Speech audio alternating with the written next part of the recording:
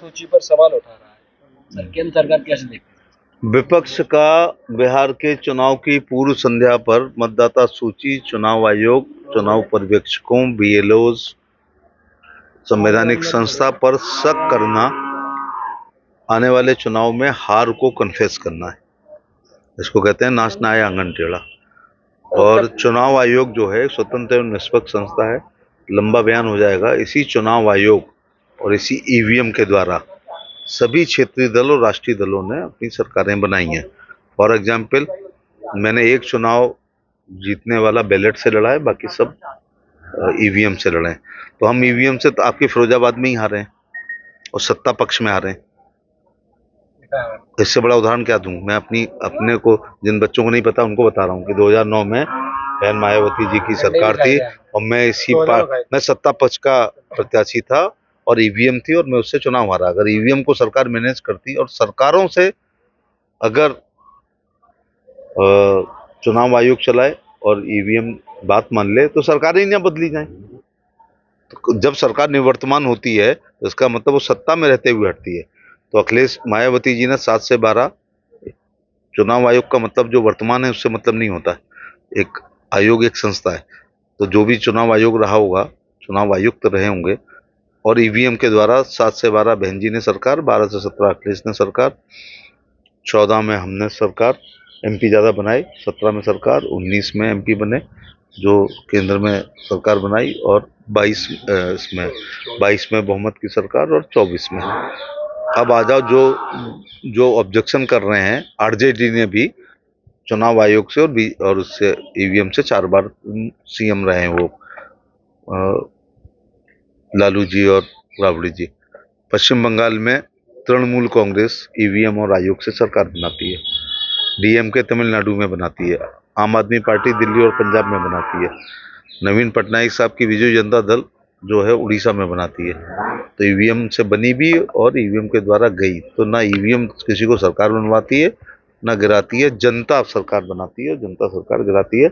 इसलिए इस प्रकार के मिथ्या आरोप संवैधानिक संस्थाओं पर नहीं लगाने चाहिए। एक बात और बता दूं कि जब मैं पढ़ता था तब याद करता था who is the chief election commissioner of India, तो आर के त्रिवेदी साहब 50 साल पहले हमने याद किया, श्यामलाल सगदर याद किया है। लेकिन शेषन साहब जब चुनाव आयुक्त बने तो बच्चों को याद नहीं करना पड़ा। तो विभिन्न चुनाव आयुक्तों ने चुनाव संविधान द्वारा दी गई शक्तियों का हो सकता है भरपूर सदुपयोग ना किया हो, लेकिन चुनाव आयोग अपनी शक्तियों से ऊपर कहीं नहीं जा सकता है।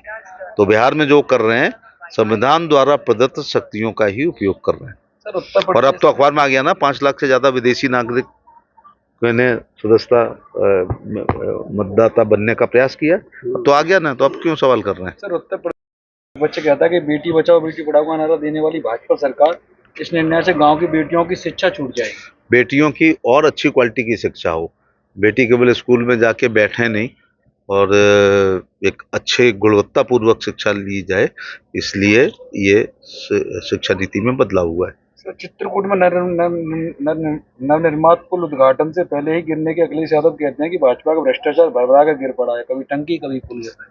देखिए, वो एक बृहद विषय है, जांच होगी और दोषियों के खिलाफ कार्रवाई होगी। सर, महाराष्ट्र में बवाल छड़ा हुआ है, मारपीट की जा रही है हिंदी भाषियों को। जो क्षेत्रीय दल कूप मंडूक हैं, जो अपने राज्य से बाहर जाने की कल्पना ही नहीं करते हैं, ना निजी दौरों पर और ना सत्ता के मामले में, ऐसे लोग अपने राज्य के मतदाताओं को भाषाई सांप्रदायिकता दिखाते हुए सरकार बनाने का प्रयास करते हैं।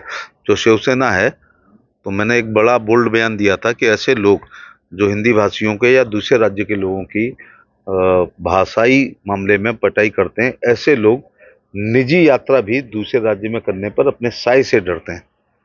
एनसीईआरटी में कक्षा 8वीं की क्लास में औरंगजेब आक्रमक दिखाया गया है और विपक्ष इस पर सवाल खड़े कर रहे हैं, कई मौलाना सवाल खड़े कर रहे हैं। मौलाना से ये पूछो कि क्या औरंगजेब ने अपने भाई दारा शिकोह की हत्या की थी या नहीं की थी? बाकी सब भाई मारे थे या नहीं मारे थे? रोटी नहीं खाता था उस दिन जिस दिन 1000-2000 धर्म परिवर्तन की सूचना नहीं आती थी। 1000-2000 जनेऊ नहीं जब तक इकट्ठे हो जाते थे तब तक वो खाना नहीं खाता था।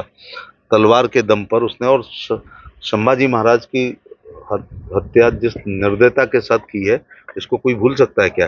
तो इसीलिए अकबर अगर थोड़ा सुधारवादी था तो मुसलमानों को पसंद नहीं है, लेकिन औरंगजेब जो कट्टर सुन्नी मुसलमान था वो इनका आइडियल है। इसी से मानसिक स्थिति का पता चलता है कि जो औरंगजेब 1000% आक्रांता था, विदेशी था, स्वीकार नहीं है, सनातन का सबसे बड़ा नुकसान किया, धर्म की अच्छाइयाँ बता के धर्मांतर नहीं कराया, गर्दन पर तलवार रख करके हत्यार हुए हैं, हत्याएं हुई हैं, लोगों ने धर्म परिवर्तन किया।